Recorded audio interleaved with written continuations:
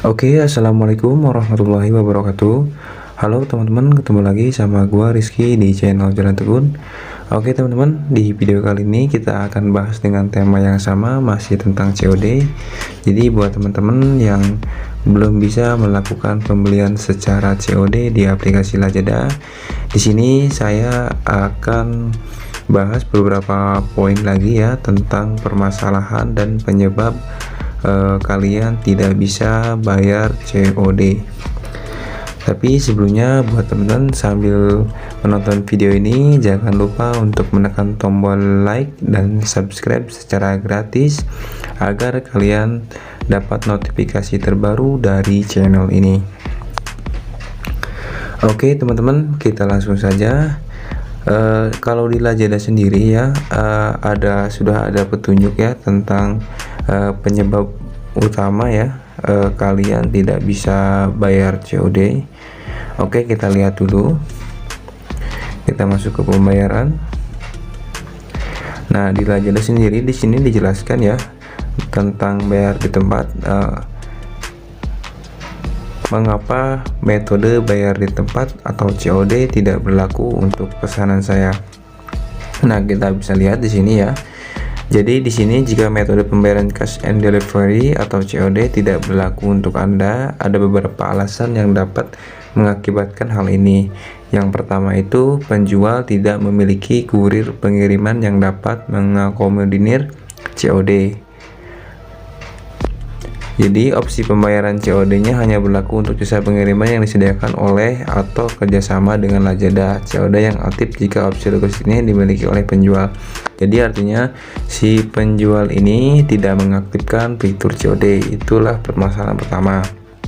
Oke, terus yang kedua, Anda memiliki produk lain non COD di troli. Jadi maksudnya jika teman-teman belanja berbeda toko terus di checkout bersamaan, mungkin di salah satu produk itu ada yang tidak bisa COD sehingga mengakibatkan tidak berlakunya untuk COD di produk tersebut. Oke, dan yang ketiga di sini metode COD dinonaktifkan sebagai metode pembayaran. Nah, di sini pembeli yang menggunakan metode pembayaran secara COD yang memiliki jumlah pesanan yang gagal tinggi tidak akan bisa menggunakan opsi COD hingga periode tertentu. Pesanan COD yang gagal dikirimkan termasuk dalam kondisi berikut. Yang pertama, pembeli menolak pesanan COD di tempat. Terus yang kedua, pengiriman gagal berturut-turut setelah percobaan dari kurir hingga kedua kalinya. Nah, di saat metode pembayaran COD ini tidak berlaku, teman-teman masih bisa menggunakan metode pembayaran lain seperti bank transfer, kartu kredit, Lazada kredit, dan yang lain-lain. Nah, sehingga nanti kalau misalkan teman-teman mau belanja COD lagi mungkin bisa, tapi dengan syarat teman-teman harus belanja terlebih dahulu menggunakan metode pembayaran lain selain COD. Nanti COD-nya akan kembali bisa teman-teman lakukan. Nah, jika di poin nomor 3 ini, jika teman-teman mempunyai pengiriman gagal atau pesanan sebelumnya yang teman-teman tidak terima atau istilahnya gagal kirim, nah itu bisa menjadi penyebab utama teman-teman gak bisa bayar COD atau COD faktur COD-nya dinonaktifkan oleh pihak Lazadanya karena teman-teman mempunyai pesanan yang gagal.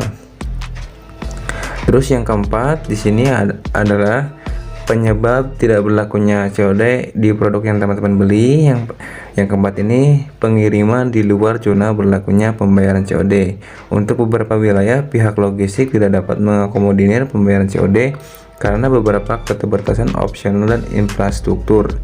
Nah, di sini maksudnya jadi nggak semua wilayah itu bisa menikmati layanan COD. Itu tergantung kurir yang diaktifkan oleh tokonya tersebut. Apakah kurirnya itu dari JNE atau Ninjapan dan Lex.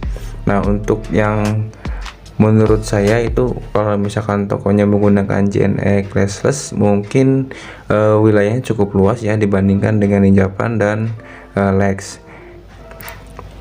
Karena untuk JNE ini sudah banyak di setiap pelosok-pelosok daerah.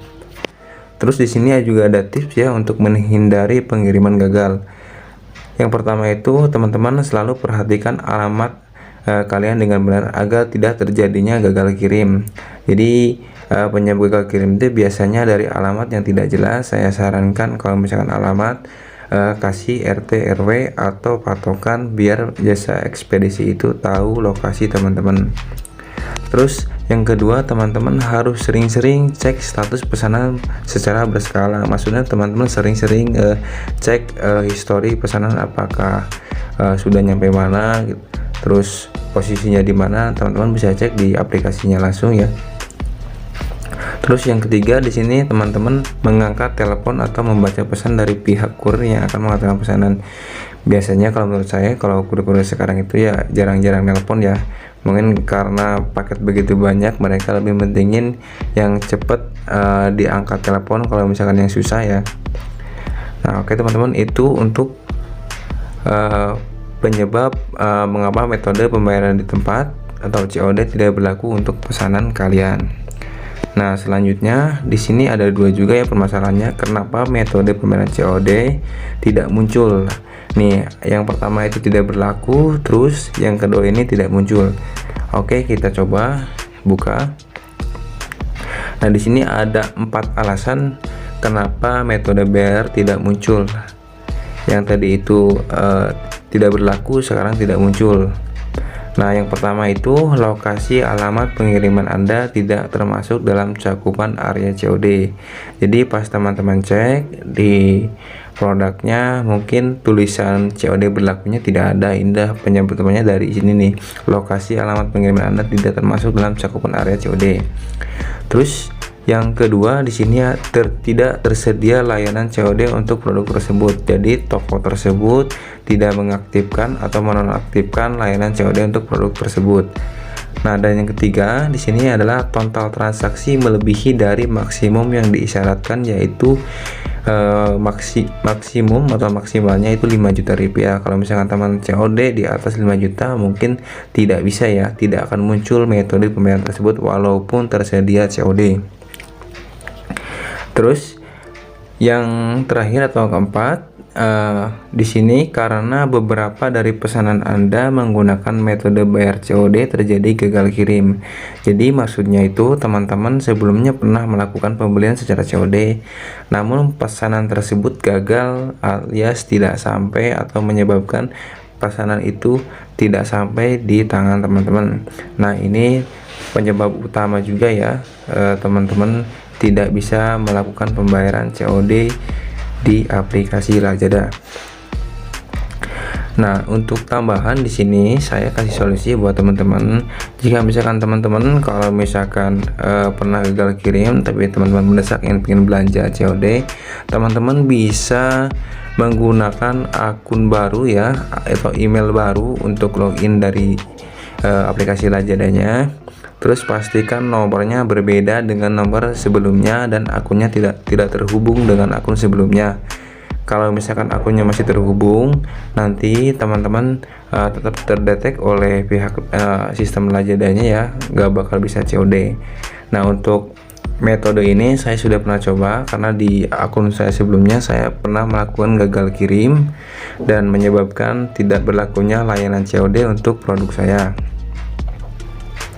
Terus setelah saya coba ganti akun atau akun lama saya hapus, saya ganti akun baru, terus login lagi dan langsung saya bisa melakukan pembayaran secara COD.